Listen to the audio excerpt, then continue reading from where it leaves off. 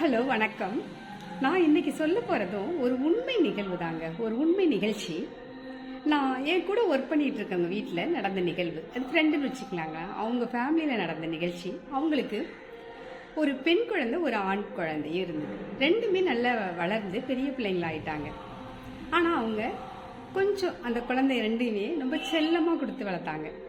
அவங்க அப்பா அந்த பொண்ணு மேலே ரொம்ப உயிரே வச்சுட்டு இருந்தார். அவர் சின்னதுலேருந்து அவர்கிட்ட சொல்லிகிட்டே இருப்பார், என் பொண்ணு ஒரு ராணி மாதிரி, அவளை கல்யாணம் பண்ணி கொடுக்குற இடத்துல என் பொண்ணு எந்த வேலையும் செய்ய விடாமல் ஒரு வேலைக்கு ஆள் வச்சு செய்கிற இடமா பார்த்து தான் கொடுப்பேன். என் பொண்ணு ராணி மாரி இருக்கணும் அப்படின்னு சொல்லி தான் அந்த பொண்ணுகிட்ட மைண்டில் செட் பண்ணிட்டாரு. அப்படி இருக்கும்பொழுது அந்த பொண்ணு படித்து நல்ல வேலைக்கும் போயிட்டா, ஒரு நல்ல பொசிஷனில் தான் இருக்கிறா. பட் அவளுக்கு சரி திருமணம் பார்க்க ஏற்பாடு பண்ணுறாங்க. ஒரு நல்ல குடும்பத்தில் நல்ல வேலையில் உள்ள மாப்பிள்ளையாகவும் திருமணமும் பண்ணி வச்சாங்க. அந்த கணவன் மனைவி, அந்த பொண்ணு அந்த மருமகன், ரெண்டு பேருமே ரொம்ப அந்யோன்யமாக ஒரு 2 months நல்லா ஜாலியாக டூர் போகிறதும் இப்படியே என்ஜாய் பண்ணுறதுமா, இப்படியே விருந்துக்கு போகிறதும் இப்படியே இருந்துட்டாங்க. 2 monthsக்கு பிறகு என்ன ஆச்சு அப்படின்னு சொல்லிட்டுனா, இயல்பு நிலைக்கு வரணும்ல. அந்த குடும்பத்தில் இயல்பு நிலைக்கு வரும் பொழுது அந்த பொண்ணால் அதை அக்செப்ட் பண்ணிக்க முடியல. அங்கே உள்ள சூழ்நிலைகளை இது ஏற்றுக்க முடியல.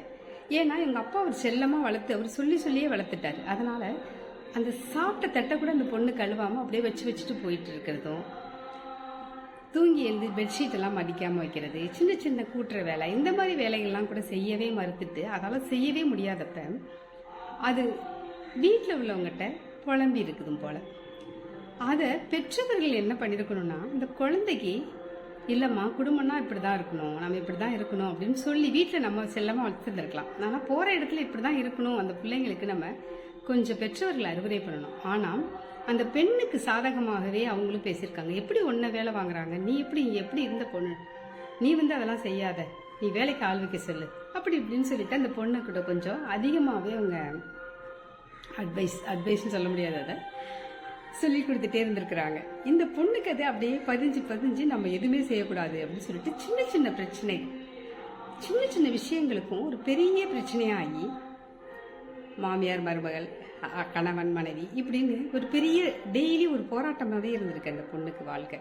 ஆனால் அது ஒரு பெரிய அங்கே பிரச்சனையெல்லாம் எதுவுமே இல்லை. சின்ன விஷயங்கள், சின்ன ஒரு அட்ஜஸ்ட்மெண்ட், சின்ன அதுதான். ரொம்ப பிரச்சனை அதிகமாகக்குள்ள ரெண்டு சைடு, ஆண் பெண் ரெண்டு சைட்லேயும் பெற்றவர்கள் கொஞ்சம் பொறுமையாக அவங்களுக்கு நல்ல விதமாக புரிகிறபடி சொன்னாங்கன்னா அந்த குழந்தைங்க புரிஞ்சிக்கிட்டு அதுக்கு தகுந்தாப்புல வாழ ஆரம்பிச்சிருவாங்க. ஆனால் அவங்க கொடுக்குற அட்வைஸ் தான் சரியில்லாமல் இருக்குது. ஆணுக்கு சாதகமாக அவங்க பெற்றோரும், பெண்ணுக்கு சாதகமாக இவங்க பெற்றோருமே அந்த குழந்தைங்களை போட்டு அட்வைஸ் மாறி கொடுத்து ரெண்டு பேரும் கன்ஃபியூஸ் ஆகி ஒரு ஸ்டேஜுக்கு பிறகு எங்களால் வாழவே முடியாது அப்படிங்கிற அளவுக்கு வந்துட்டாங்க. எப்படி ஒரு 6 monthsக்குள்ள இவ்வளவு நடக்குது. ஆனால் டைவர்ஸ் அப்படிங்கிற வார்த்தையை அந்த பொண்ணு சொன்னதும் உங்கள் அப்பா தாங்கவே முடியல. நம்ம பொண்ணை எப்படி வளர்த்தோம் அப்படின்னு சொல்லிட்டு ரொம்ப யோசிக்க ஆரம்பித்தார். டைவர்ஸ் தப்புன்னு நான் சொல்லலைங்க. எந்த விஷயத்துக்கு டைவர்ஸ் வாங்கலாம் அப்படின்னு கேட்டிங்கன்னா, ஒரு பெரிய பிரச்சனை அது சால்வ் பண்ணவே முடியல, அது ஒரு பெரிய ப்ராப்ளமாக இருக்குது, பொண்ணு போய் கஷ்டப்படுது அந்த வீட்டில், ஐயோ தெரியாமல் கொடுத்துட்டோமே அப்படிங்கிறக்குள்ள எனக்கு டைவர்ஸ் நம்ம பண்ணலாம். ஆனால் ஒரு சின்ன விஷயங்களுக்காக டைவர்ஸுங்கிறது இப்போ அதிகமாகிடுச்சு இல்லைங்களா? யாரை கேட்டாலும் டைவர்ஸுங்கிறாங்க. ஆனால் அவங்களுடைய காரணத்தை கேட்கும் பொழுது இதுதானா அப்படின்னு சொல்லிட்டு, ஏன்னா நம்ம காலங்கள்லாம் இதை விட பெரிய பிரச்சனைகள்லாம் பெண்கள் சந்திச்சுட்டு தான் நம்ம குடும்பத்தை கடந்து வந்திருக்கோம் இல்லைங்களா? இப்போ என்ன ஆயிடுச்சுன்னா, பெண்கள் எல்லாருமே வேலைக்கு போகிறதுனால அவங்களுக்கு ஒரு ஓவர் கான்ஃபிடென்ட் வந்துடுது. அது கூட பெற்றோர்கள் அட்வைஸ் அதிகமாக இருக்குது. அந்த காலங்களில் பெற்றோர் அட்வைஸ் இவ்வளவு இருக்காதுங்க. பெண்கள் ஏதாவது சொன்னால் கூட பெண்ணுக்கு தான் புத்திமதி சொல்லுவாங்க. ஆனால் இப்போ அப்படி இல்லை.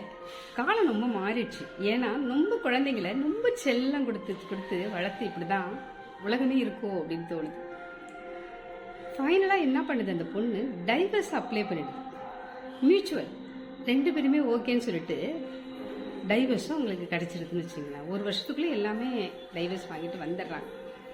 வந்துட்டு இந்த பொண்ணு அதை பற்றி ஒரு பெரிய கவலையே படாமல் அது பாட்டிலே வேலைக்கு போகிறதும் வரதுமா இருந்திருக்கு. ஆனால் பெற்றவங்களுக்கு ரொம்ப கவலையாக இருந்திருக்கு போல். இப்படி இருக்கும் பொழுது ஒரு நாள் அந்த பொண்ணு ஆஃபீஸ் போயிட்டு வந்துட்டு இருந்திருக்கிறான். அவளுடைய ஃப்ரெண்டுக்கு திருமணம் நடக்குது. இவ திருமணத்துலேயும் போய் என்ஜாய் பண்ணி ஜாலியாக இருந்துட்டு வர்றா. அந்த பொண்ணையும் நல்லா கல்யாணம் பண்ணி கொடுக்குறாங்க. ஆனால் அந்த பொண்ணுடைய வாழ்க்கை கதையை வந்து அந்த பொண்ணு வந்து அவ கூட ஒர்க் பண்ணுற பொண்ணு வந்து இவள்கிட்ட சொல்லிகிட்டே இருக்கும் போல. சொல்லிகிட்டு இருக்கும் பொழுது தான் இவ வந்து அப்போ தான் இவ அனலைஸ் பண்ணுறான். ஆஹா, இவ்வளோ பிரச்சனைகள்லாம் இருக்குதா, இவ்வளோ பெரிய ப்ராப்ளம்ஸ்லாம் இருக்குது. அப்படி இருக்கும் பொழுது நாம் போன இடம் எவ்வளோ நல்ல இடமா தான் இருந்திருக்கு. நம்மளை எவ்வளோ அட்ஜஸ்ட் பண்ணுறது நல்லா பண்ணியிருக்கிறாங்க. நம்ம தான் அதை புரிஞ்சிக்காம எப்படியோ நம்ம அதை வந்து எதிர்த்து பேசிட்டோம் போல. நம்ம பேரண்ட்ஸு, நம்ம அம்மாவும் நம்மளுக்கு அதுக்கு சப்போர்ட்டாக இருந்துட்டாங்க. நம்மளுக்கு யாராவது நல்ல அட்வைஸ் பண்ணியிருந்தால் நம்ம நல்லா இருந்திருப்போமோ அப்படிங்கிறத அப்போ தான் அனலைஸ் பண்ணுறான் அந்த பொண்ணு. அந்த அவள் ஃப்ரெண்டுடைய வாழ்க்கை வந்து ரொம்ப கடினமாக இருந்திருக்கு அவளுக்கு. அவளுடைய லைஃபே வந்து நிறைய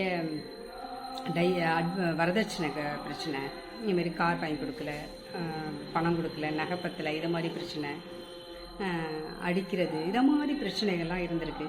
அதெல்லாம் கேட்கும் பொழுது நம்மளுடைய கணவன் வந்து நிச்சயமே எவ்வளவோ பெட்டர் அப்படிங்கிறத அப்போ தான் அவள் அனலைஸ் பண்ணுறான், புரிஞ்சுக்கிறான். அவங்க மாமியார் மாமனார் பற்றியும் புரிஞ்சுக்கிறான். ஏன்னா அந்த மாமனார் மாமியார் கூட அந்த பொண்ணை செல்லமாக தான் வச்சுருந்துருக்குறாங்க ஓரளவுக்கு. அப்போ தான் அவள் வந்து ரொம்ப யோசிக்க ஆரம்பிக்கிறான். யோசிக்க ஆரம்பித்ததும் நாம் இன்னொரு திருமணம் அப்படின்னு நினச்சோம்னா அந்த லைஃப் எப்படி இருக்கும் அப்படின்னு தெரியல, அந்த வரப்போகிற பையன் எப்படி இருப்பாருன்னு நம்மளுக்கு தெரியல. ஒருவேளை நம்ம ஃப்ரெண்டு மாதிரி அமைஞ்சிட்டா என்ன பண்ணுறது அப்படிங்கிறத அவள் உணர்றா. அப்போ தான் நம்மளுக்கு கிடைத்த அந்த கணவனே ரொம்ப நல்லவனாக இருந்திருக்கான் அப்படின்னு சொல்லிட்டு அவள் கொஞ்சம் என்ன பண்ணுறான்னா கொஞ்சம் மனம் மாறுறா. இதுக்கிடையில் அந்த பையனுடைய மனசும் ரொம்ப கஷ்டப்படுது. ஏன்னா ரொம்ப வந்து அந்த பொண்ணு மற்றபடி எந்த விதத்துலையுமே நல்ல பொண்ணு தான். இந்த வேலை பிரச்சனை, இந்த சின்ன சின்ன பிரச்சனைகள் தான். ஏன் நம்மளும் இன்னும் கொஞ்சம் அவளை கொஞ்சம் விட்டு பிடிச்சிருக்கலாமோ, நம்மளும் கொஞ்சம் பேசுகிறத குறைச்சிட்டு அவளை நம்ம மாற்ற ட்ரை பண்ணியிருக்கலாமோ அப்படின்னு சொல்லிட்டு அந்த பையனும் ரொம்ப ஃபீல் பண்ண ஆரம்பிக்கிறாப்புல.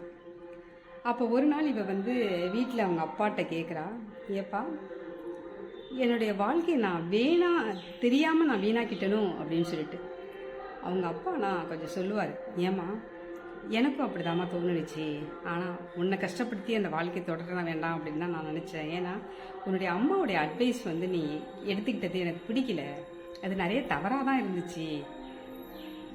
அது உன்னுடைய கணவன் வந்து நல்ல பையன்தாம்மா, குடும்பமும் நல்ல குடும்பம் தான், நாம் இன்னும் கொஞ்சம் அட்ஜஸ்ட் பண்ணியிருந்துருக்கலாமா அப்படின்னு அவங்க அப்பா சொல்லுவார்.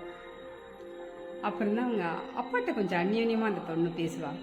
அப்பாட்ட சொல்லுவா, ஏன்பா நான் திரும்ப அந்த வாழ்க்கைக்கு போனால் எனக்கு கிடைக்குமாப்பா அப்படின்னு கேட்பா.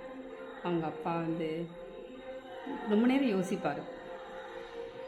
ஒன்று உடைந்த கண்ணாடி திரும்பி ஓட்டினா எப்படி இருக்கும்னு தெரியலம்மா, பட் ஒன்று மாதிரி அந்த பையனும் யோசிச்சான்னா ஒரு கால் நீங்கள் 2 பேரும் திரும்பி வாழ்ந்தீங்கன்னா ரொம்பவே நல்லா இருக்குமா, ஆனால் ஒரு முயற்சி எடுத்து பார்க்கலாம் அப்படின்னு சொல்லுவார். ஆனால் நீ இந்த முயற்சி எடுக்கிறதுக்கு முன்னாடி நீ ஃபர்ஸ்ட் வந்து உங்கள் அம்மாவிட்ட அட்வைஸ் கேட்குறத நீ விட்டுருணும் அப்படின்னு அவங்க அப்பா சொல்லுவார். சரினுடைய அவங்க அப்பாவுடைய முயற்சினால அவங்க அப்பா கொஞ்சம் கொஞ்சமாக பொண்ணுக்கு எப்படியாவது போட்டு அவங்க மாமனார் மாமியார்கிட்ட பேசி பார்ப்பார். அவங்க என்னுடைய பையன் முடிவு தான் அப்படின்னு சொல்லிடுவாங்க. அப்போ வந்து இந்த பொண்ணே அந்த பையனுக்கு கொஞ்சம் மெசேஜ் பண்ணுறது, ஃபோன் பண்ணுறது இப்படிங்கிறான். அந்த பையன் இவ மெசேஜ் பண்ணதை பார்த்துட்டு அவனுக்குமே கொஞ்சம் சந்தோஷமாயிடும். அவனும் இவனுக்கு மெசேஜ் பண்ணுவான், ஃபோன் பண்ணுவான். அப்புறம் நம்ம இப்போ உடனே திருமணம் பண்ணிக்க வேண்டாம், நம்ம 1 வருஷம் நம்மளுக்கு அண்டர்ஸ்டாண்டிங் எப்படி இருக்குது பார்ப்போம் அப்படின்னு சொல்லிட்டு இந்த ஃபோன் மூலமாகவே 2 பேரும் 1 வருஷம் அவங்க 2 பேரும் ரொம்ப க்ளோஸ் ஆகிட்டாங்க. அதுக்கு பிறகு ஒருத்தருக்கு ஒருத்தர் ரொம்ப பிடிச்சி போய் 2 பேருமே திருமணம் பண்ணிட்டு அவங்களுக்கு 2 குழந்தைங்க இருக்குது. அது கேட்கும் பொழுது எவ்வளோ சந்தோஷமாக இருக்குது. ஆக நம்மளுக்கு டைவர்ஸுங்கிறது ஒரு ஈஸியான விஷயம் இல்லைங்க. அது பெண்ணுடைய வாழ்க்கையை பல முறையில் பாதிக்கும். நம்ம திருமணம் பண்ணி கொடுத்துட்டு பெற்றோர்கள் வந்து குழந்தைங்களுக்கு நல்ல விதமாக அட்வைஸ் பண்ணினா அவளோட வாழ்க்கை வந்து நல்ல விதமாகவே இருக்கும். நம்ம கூட இருக்கிற வரைக்கும் நம்ம குழந்தைங்களை செல்லமாக வச்சுருக்கலாம். ஆனால் ஒரு இன்னொரு வீட்டுக்கு போகும் பொழுது அந்த வீட்டில் உள்ள சின்ன சின்ன விஷயங்களை அட்ஜஸ்ட் பண்ணி தாங்க ஆகணும். அப்போ தான் வாழ்க்கை இனிக்கும். இந்த உண்மை நிகழ்வு உங்களுக்கும் பிடிச்சிருக்கும்னு நினைக்கிறேன். நன்றி.